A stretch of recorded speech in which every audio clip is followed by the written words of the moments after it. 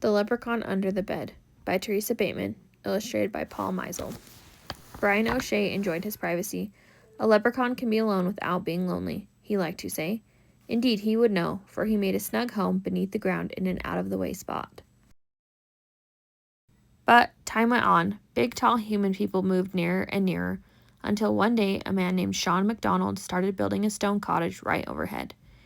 Brian tried leprechaun magic to stop Sean. He made Sean see headless ghosts and even a banshee rising from the foundation stones of his new cottage. But his plan backfired. It's just like my sainted mother always told me, Sean declared in delight. The land of Ireland is full of magic and surprises. All too soon, a fine cottage stood over Brian's home, so he built a door under Sean's bed. On moonlit nights, Brian would cobble outside. When it rained, he worked under Sean's bed, deliberately disturbing the man's sleep. Yet he didn't wish to be discovered, so if Sean moved, Brian would whisper, "Now don't you be fretting your wee little head. It's only the cat under the bed." After a week of restless nights, Sean decided he had to know why he wasn't sleeping well.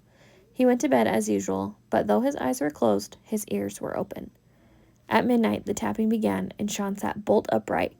"Now don't you be fretting your wee little head. It's only the cat under the bed," he heard from below. "Ah, of course. The cat," Sean yawned, settling back under the covers. Then his eyes flew open. "I don't have a cat," he thought, "and even if I did, who ever heard of a talking cat? Tap, tap, tap, tap, tap, tap, tap."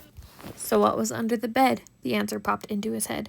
Sean smiled. His mother had always said that a leprechaun in the house was a fine piece of luck. Luck he couldn't afford to lose. The next morning, Sean made a stir about for breakfast and placed a bowl of it under the bed for the cat. At lunch, the bowl was empty, so he put in some stew. From that day on, every time he filled his own plate, he added a bit to the bowl under the bed. Sean was a hard-working man, but his small farm produced barely enough.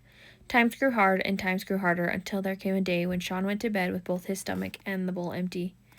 The next morning, a gold coin gleamed in the middle of the kitchen table. "What a blessing it is to have a cat in the house," he remarked aloud before hurrying out to buy good food. They lived well for weeks on that coin, but soon the cupboard was bare again, and another gold coin appeared. "Consider this a loan," Sean said, "until times are better. Thank you, cat." But when Sean went to buy his oatmeal and potatoes, there was more than one eyebrow raised in the village. A poor man might have saved one gold coin for hard times, but two?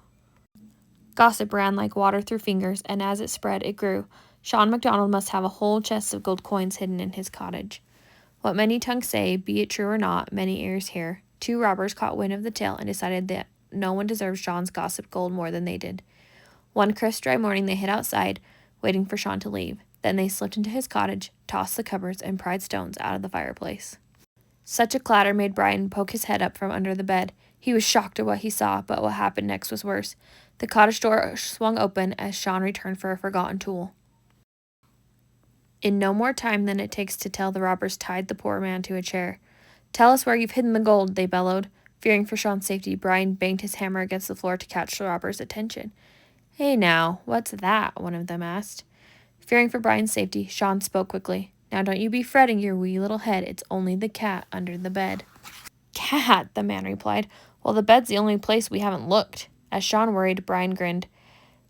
Both robbers stuck their heads under the bed, and there they saw exactly what Brian had told them, a cat. But this was a wild cat, eyes like lightning and claws like knives. The cat smiled at the robbers, then licked its lips as if it found the sight of them tasty. With a shriek, the men tumbled backward, then fled as if the devil himself were at their heels. Brian laughed till tears ran down his cheeks. Sean chuckled as well as he wiggled free of the rope. Then he stretched and bowed in the direction of his pillow. "'Tis a grand thing indeed, having a cat beneath the bed," he declared. "Ay," replied a voice from below, "and it's a pleasure having a friend above it." And they lived well and happily for the rest of their days. Don't forget to like and subscribe. Let's read with Miss B.